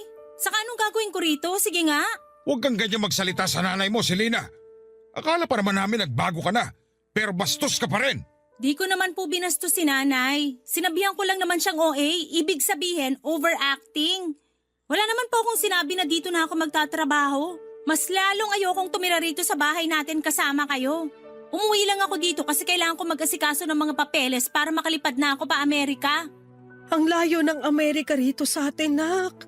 Oo, Nay. At wala po akong pakialam. Matagal ko ng pangarap na makapag-abroad. Tapos ngayon meron na akong pagkakataon. Palalagpasin ko pa ba? Bakit kasi naisipan mo pang dun magtrabaho pwede namang dito na lang sa atin? Sino may sabi sa inyo na magtatrabaho ako dun? Mag-aasawa na po ako. Taga dun mapapangasawa ko, Nay. At pinapapunta niya ako dun. Sabi niya sagot niya mga gastos at pag-aasikaso ng papeles ko, pati pamasahe. Kaya pumayag na rin ako. Ano ka mo? Mag-aasawa ka na? Hindi mo man lang pinapakilala sa amin ng nanay mo? Matanda na po ako para magdesisyon sa sarili ko. Saka kaya nga ako nagpunta rito para sabihin sa inyo. Gaano na ba kayo katagal magkarelasyon ng lalaking yan at sasama ka na sa kanya dun sa Amerika? Dami niyo naman pong tanong. Ipapaalala ko lang po uli sa inyo na matanda na ako. 39 years old na ako. Malapit na nga ako mag-40 Pero kung ituring niyo ko para pa rin teenager, kainis Aalis din pala kayo, Nay. Iiwan niyo pa rin pala po ako ulit. At sino ka naman? Siya lang naman yung anak mo, si Bri. Yung batang iniwan mo sa amin ng nanay mo. Aba, malaki ka na nga talaga, no? Pero hindi pa rin nagbabago yung mukha mo. Nakikita ko pa rin sa'yo yung tatay mong ulupong. Selena, hindi naman yata tama na pagsalitaan mo ng ganyan ng anak mo. Wala naman siyang kasalanan sa'yo. Malaki kasalanan niya kasi nabuo pa siya. Siguro kung wala siya, di sana ako iwan ng boyfriend ko. Hanggang ngayon ba naman sinisisi mo pa rin si Bri sa kasalanan ng lalaking yon? Walang kasalanan ng anak mo. Sa damuhon na yun ka magalit. Akala ko pa naman, excited din kayo na makita ako, Nay. Pero mukhang nagkamali po ako. Bakit naman ako may excite na makita ka? Selena! Totoo naman sinabi ko, Nay. Hindi ako excited na makita yung babaeng yan kasi wala naman akong pakialam sa kanya. Buti nga binuhay ko pa rin siya at pinag-aral Sapat na yun. Huwag na siyang umasa na magpapakananay ako sa kanya. Kilabutan ka nga sa sinasabi mo, Selena. Ginigigil kasi ako ng babaeng yan halata namang noon pa lang hindi ko na siya gusto. At hindi na magbabago kahit na lumipas pa ang mahabang panahon. Kairita kayong lahat. Kita niyong pagod yung tao Makatulog nga muna. Papadudot, sobrang sakit palang marinig mula mismo kay nanay na hindi niya ako mahal. Para kong sinaksak ng libu-libong kutsilyo, kaya naiyak na lamang ako. Bukod doon ay umuwi lamang pala siya para iwanan kami ng tuluyan. Kaya imbes na masayang reunion ang nangyari, natahimik na lamang kami nina lolo't lola at walang nasabi. Alam din kasi nila na kapag may gusto si nanay, hinding-hindi nila ito mapipigilan. Kaya sa huli hinayaan na lamang nila ito. Nanatili ang nanay ko sa bahay namin ng 1 buwan habang nag-aasikaso ng mga papeles niya pa Amerika. Matagal na niya talagang nasimulan ang pag-aasikaso. Taon na rin yata. Pero hindi siya makapag-focus dahil may trabaho siya. Kaya noong nakapagpasya siya na gusto na niyang pumunta sa Amerika, ay nag-resign siya sa kumpanyang pinapasukan niya sa Cebu at umuwi sa amin pansamantala. Sa loob ng 1 buwan na yon, sinubukan ko makipaglapit ng loob sa nanay ko. Pero siya mismo ang umiiwas sa akin. Kung kausapin nga niya ako ay saglit lang at kung tratuhin niya ako ay para bang hindi niya ako anak. Siguro nga ay kinalimutan na niyang anak niya ako. Kaya naman nasaktan ako ng husto. May sa ilang beses din siyang kinausap ni Lola na makipagbanding naman sa akin pero ayaw ni nanay at madalas na nauuwi lang yon sa pagtatalo nilang mag-ina. Kaya ako na lang mismo ang umiiwas sa kanya, Papa Dudut. Nahihirapan lang ako dahil magkasama kami sa isang bubong. Tapos ganoon pa yung trato niya sa akin. Madalas ay busy siya sa cellphone at ka-video call yung fiancé niya. Tapos kakausapin lang niya ako para utusang ikuha siya ng pagkain o inumin. Minsan ay para ipagtimpla siya ng kape o di naman kaya ay linisin ang mga kalat niya at labhan ang mga damit niya. Papa Dudut. Barangay Love Stories. Barangay Love Stories. Papa Dudut nang makompleto ang mga papeles ni nanay ay agad siyang nag-impake ng mga damit at gamit niya. Kitang-kita ko sa mukha niyang excitement na makapunta sa Amerika. Siyempre, alalang-alala sina lolo at lola para sa nanay ko, lalo pat malayong lugar na yung pupuntahan niya. Sa katunayan ay sinubukan pa nga nila ulit itong pigilan pero nagalit lang sa kanila ang nanay ko. Nasaktan ako para kina lolo at lola dahil wala naman silang hangad na masama sa kanya. Doon ko naisip na wala na talaga siyang pakialam sa mga magulang niya, lalo na sa akin na anak niya, Papa Dudut. Kaya yung kaunti na lang na pagmamahal ko sa nanay ko ay nawala na. Sa katunayan, nung umalis siya sa bahay namin ay hindi na ako naghabol pa sa kanya. Hindi na rin ako umiyak. Pero nasaktan ako sa hagulhol ni na Lola para pigilan ulit siya. Kaya lang ay nagbingi-bingihan ang nanay ko at nagawa niya pang itulak si Lola noong kapitan siya nito sa braso para pigilan. Doon na nga ako nagalit sa kanya kaya sinabihan ko siya na huwag na siyang babalik sa bahay namin. Kitang-kita ko ang matinding galit sa mga mata ng nanay ko pero sinalubong ko lang yon ng mas matinding galit. Simula nang umalis si nanay ay hindi na kami nakarinig pa ng balita sa kanya, Papa Dudut. Hindi ko na rin in-stalk ang Facebook niya. Sa katunayan, blinak ko siya doon at binara ko rin yung mga chat ko sa kanya. Nag-focus ako sa pag-aaral habang nagtatrabaho para mas matulungan ko ang sarili ko na may pantustos ako sa pag-aaral ko. Matanda na rin kasi sina lolo at lola para maghanap buhay. At naaawa na ako sa kanila lalo na tuwing nagreklamo sila sa rayuma nila. Napakasipag pa naman nilang magtinda ng mga gulay at prutas sa palengke. Doon nila ginamit ang huling pera na iniwan sa amin ni nanay bago ito umalis. Kaya nung nakapagtapos ako, pinangako ko kina lolo at lola na babawi ako sa kanila. Gusto ko silang bigyan ng maayos na buhay, kaya nga naghanap ako ng mapapasukang trabaho. Swerte naman dahil nakapasok ako sa isang kumpanya. Pero sa totoo lang ay kulang na kulang pa rin ang sweldo ko lalo nung nagkasakit si lolo. Dahil sa katandaan ay naging mahina na ang resistensya niya. Pabalik-balik kami noon sa ospital nung nagsimula ang pandemic. Tinamaan siya ng COVID-19 virus dahilan para lumala ang kondisyon niya at tuluyan siyang kunin sa amin noong July 2020. Ang sakit-sakit mawala ng lolo, pero sa kabila ng lahat ay nagpatuloy pa rin kami ni lola. Pero noong 2022 ay muli kaming sinubok ng kapalaran ng ma-diagnose na may stage 2 ovarian cancer ang lola ko.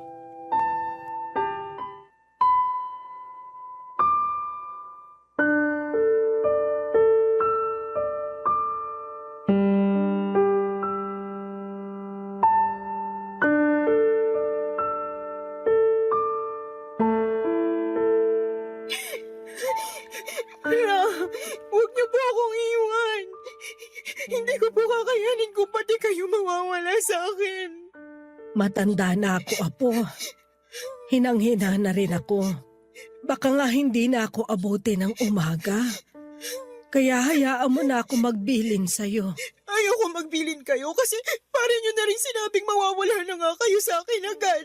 Hindi niyo po ba narinig ang sinabi ko? Hindi ko pa kaya. Kamamatay lang ni Lolo, halos magdadalawang taon pa lang na.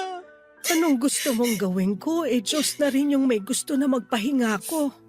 Tignan mo, nagkasakit pa ako. Kaya nga ipapagamot ko kayo na. Pumayag na kasi kayo.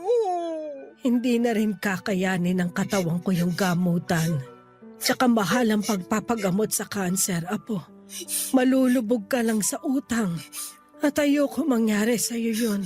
Pero mahal ko po kayo at ayoko mawala kayo sa akin. Mahal din naman kita. Pero hayaan mo na akong magpahinga. Miss na miss ko na rin ang lolo mo at gusto ko na siyang makita. Para sa akin, sapat na yung halos 7 dekada ko rito sa mundo. Masaya na ako kasi naalagaan ka namin ng lolo mo at napalaki ng maayos. Lahat ng yun utang na loob ko sa inyo ni Lolola. Kung wala kayo, wala rin ako sa mundo. Hindi ko rin po makakaya ang lahat kung hindi niyo ako ginabayan at inalalayan. Para sa akin, di ko lang kayo lolo at lola. Magulang ko rin po kayo. Pero wag na wag mo pa rin kalilimutan na may totoo kang nanay, Apo. Ano po bang sinasabi niyo? Matagal na akong walang nanay. Meron. Kaya nga sana, mahanap mo sa puso mo yung pagpapatawad para sa kanya. Pwede ko po siyang patawarin pero ayoko na siyang ituring na nanay kasi hindi naman niya ako tinuring na anak eh. 'Di ba? Paulit-ulit niyang sinabi na sana nawala na lang ako, na hindi niya ako gusto. Gabi-gabi ko pong naririnig sa isip ko kung paano niya yung sinabi sa pagmumukha ko noon. Kaya naman ayoko na siyang ulit makita. Pero paano kung nagbago na siya? Akala rin natin nagbago na siya nung nagtrabaho siya sa Cebu at iniwan niya ako sa inyo. Pero nagkamali tayo. Ngayon pa kaya na ang layo na ng narating niya, kaya panigurado, hindi niya na tayo naaalala. Kaya di na po ako maasa na babalik siya la. Paano kung kailangan ka pala niya, Apo? Kailangan niya ang tulong mo. Bakit niya naman ako kakailanganin? Di na nga ako naiisip at hindi niya rin ako mahal. Hindi ko alam, basta bilang magulang ramdam ko na meron siyang mabigat na pinagdaraanan. Nito kasing nagdaang gabi, lagi kong napapanaginipan si Selena. Umiiyak siya at humihingi ng tulong sa mga panaginip ko, Apo. Kaya ako nasabi na baka kailangan niya tayo. Lalo ka na anak niya. Pero paano kung kabaliktaran pala ibig sabihin ng panaginip niyo la? Di napahiya lang tayo kapag sinubukan pa natin makipag-usap ulit sa kanya. Baka nga pagsalitaan niya pa tayo ng masasama at masasakit kasi doon naman siya magaling eh.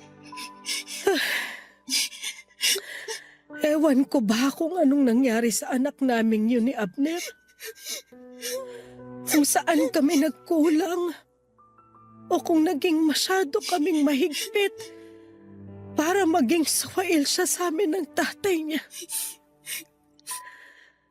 Simula nung umalis siya sa bahay, walang araw na hindi namin siya inisip. At hanggang sa huling sandali ng lolo mo, hinahanap niya sa akin ang nanay mo.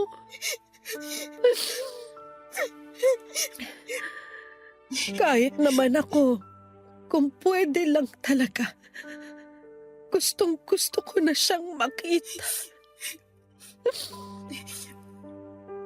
Ang dami kong tampo kay Selena. Dahil paano niya tayo natiis? Lalo ka na anak niya. Pero kahit kailan, hindi naman ako naghangad ng ikakasama niya. Sana, kung nasan man siya ngayon, nasa mabuting kalagayan siya. At kung loloobin ng Panginoon, sana magkita pa rin kayong mag-ina. Papadudot ilang beses kong pinilit si Lola na magpagamot pero siya na nga ang tumatanggi.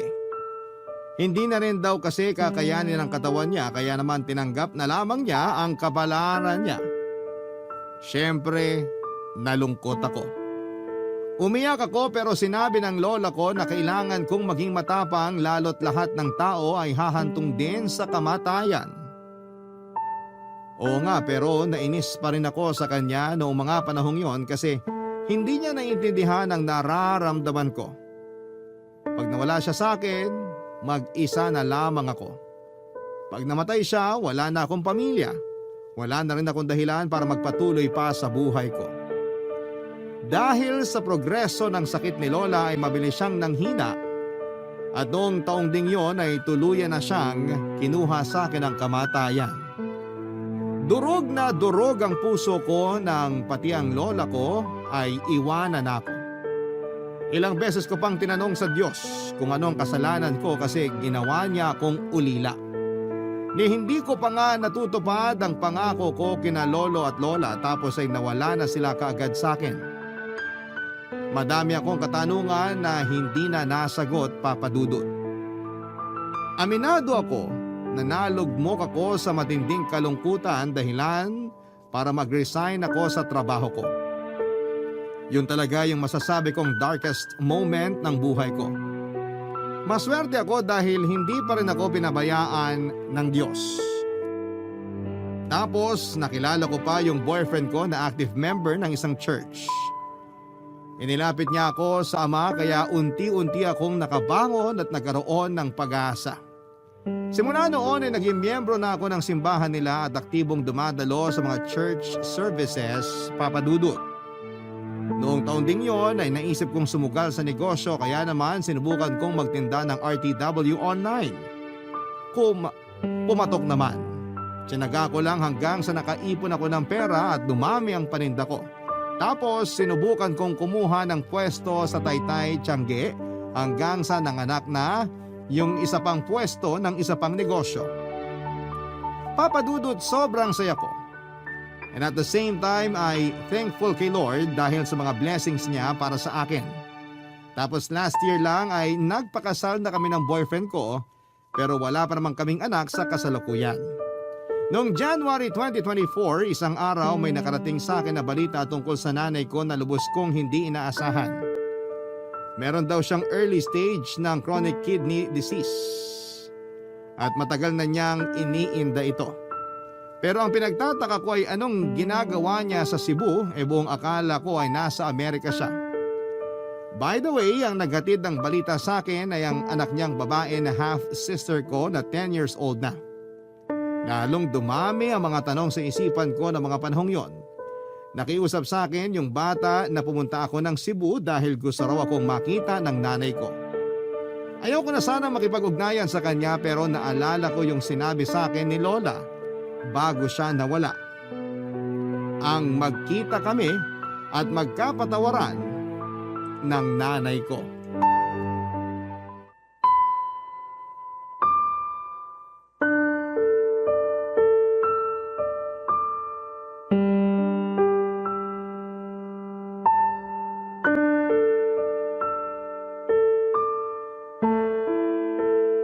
Nak, akala ko hindi ka na makukumbinsi ng kapatid mo na puntahan ako rito sa Cebu.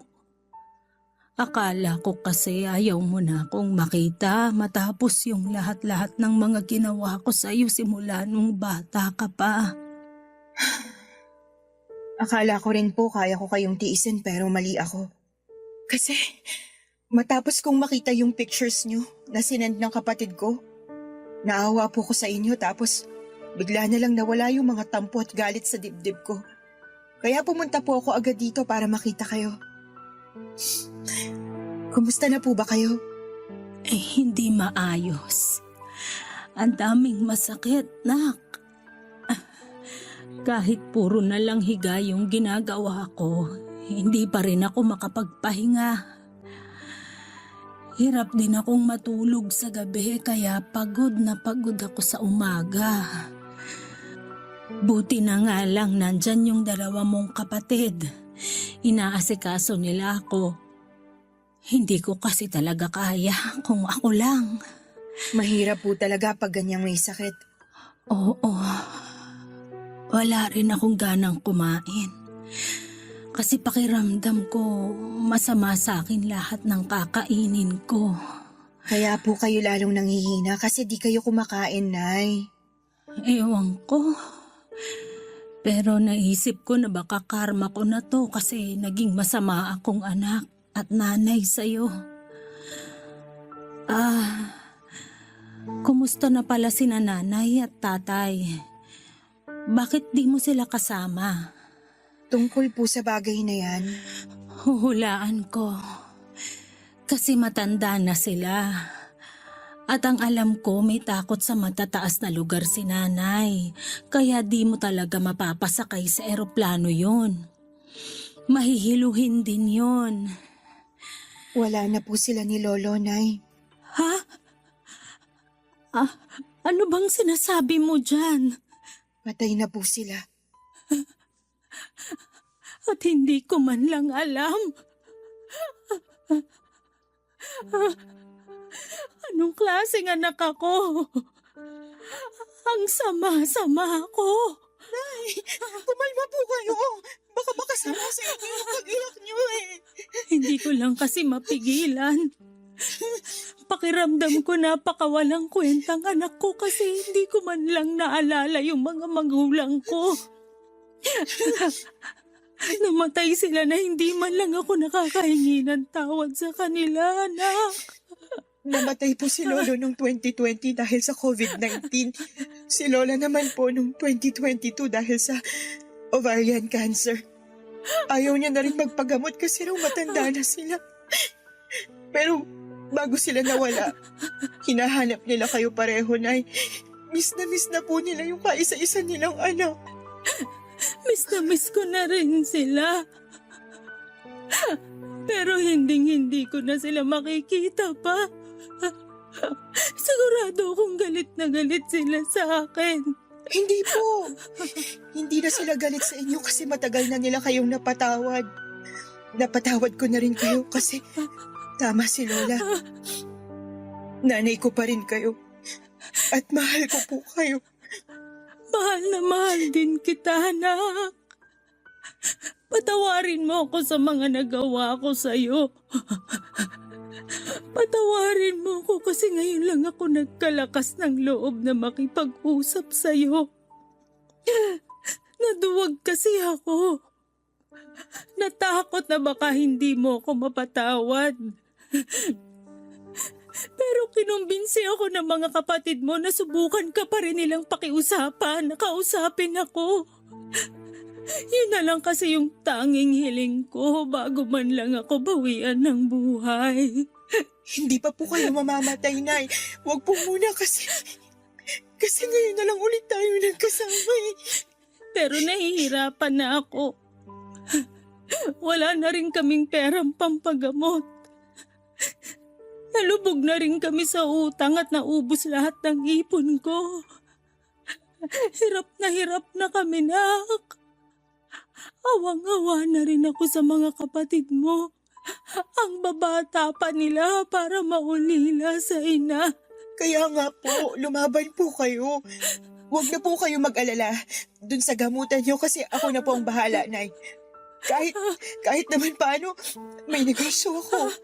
At wala pa rin naman kaming anak ng asawa ko kaya maaalagaan ko pa po kayo. Basta wag po muna kayong sumuko, Nay. Kasi gusto ko pa kayo makasama ng matagal eh. Gusto pa rin naman kitang makasama ng matagal, nak. Gusto kong bumawi sa mga panahong hindi ako nagpakananay sa'yo. Kaya lumaban po kayo kasi marami pa po tayong gagawin na magkasama. Kasama yung mga kapatid ko. Ngayon na wala na sina Lolo at Lola, akala ko wala na rin akong pamilya. Pero hindi pa rin po ako pinabayaan ng Diyos kasi dinalik niya kayo sa buhay ko para maging pamilya ko. Kaya ang saya-saya ko po, Nay. Masaya rin ako, nak. Salamat. Salamat kasi nagkita tayo uli. Kung alam mo lang na kinasabikan ko yung araw na to. Yung araw na makahingi ng tawad sa'yo. Pinapatawad ko na po kayo, Nay. Kaya dapat magpalakas po kayo, ha? Papa Dudut, ikinuwento ni nanay na hindi na natuloy yung kasal nila ng fiancé niya sa Amerika matapos itong atakihin sa puso 3 araw pagdating ni nanay doon. At dahil hindi naman siya pumunta doon para magtrabaho ay kinailangan din niyang umuwi sa Pilipinas pagkatapos ng libing. Sobrang gulo daw ng isipan ni nanay noon at hiyang-hiya rin siya sa amin kaya hindi na niya nakuhang umuwi pa sa bahay para magpakita. Nagstay daw siya sa kaibigan niyang taga Maynila at pumasok sa pinagtatrabahuhan nitong hotel bilang housekeeper. Doon niya nakilala ang tatay ng mga anak niya na tubong Cebu. Nung nabuntis siya ay umuwi sila sa probinsya nito sa Argao para doon na manirahan. Doon na rin pinanganak ang pangalawa nilang anak pero 5 buwan pa lang yung baby ay naaksidente yung kinakasama niya matapos itong mabagsakan ng hollow blocks sa ulo nang mapadaan ito sa isang ginagawang gusali. Nakomatos pa raw ito ng 1 linggo bago binawian ng buhay. Simula noon ay sinanay na ang nagtaguyod sa 2 niyang anak. Nagtinda siya ng street food sa mga eskwelahan at gumawa ng mga doormat at naglalako ng balot sa gabi bago siya nagkasakit at tuluyang huminto sa pagtatrabaho. Sobrang sakit na marinig lahat ng pinagdaanan ni nanay. Kaya nga pinangako ko sa sarili ko na gagawin ko ang lahat para pagaanin ang buhay nila, Papa Dudut. Sa kasalukuyan ay nasa Binangonan, Rizal na sina nanay at ang 2 ko pang kapatid. Tuloy-tuloy ang pagpapagamot ni nanay at masaya ako kasi kinakikitaan namin ng progreso ang katawan niya. Pinabalik ko rin sa pag-aaral yung 2 kong kapatid at sinabihan sila na hanggat nabubuhay ako ay pagtatapusin ko sila ng kolehiyo. Kahit na masakit yung pinagdaanan ko sa kamay ng sarili kong ina, iba yung sarap sa pakiramdam. Noong natuto akong magpatawad, mas magaan sa dibdib at mas masaya ako ngayon na magkakasama na ulit kami. Hanggang dito na lamang po ang sulat ko at maraming salamat sakaling mapili po ninyong i-air ang kwento ng buhay ko. Sana po ay ginapulutan po ito ng aral at inspirasyon ng mga kabarangay natin. God bless and more power po sa Barangay LS 97.1 at sa Barangay Love Stories. Ang inyong forever, kapuso at kabarangay, Bree.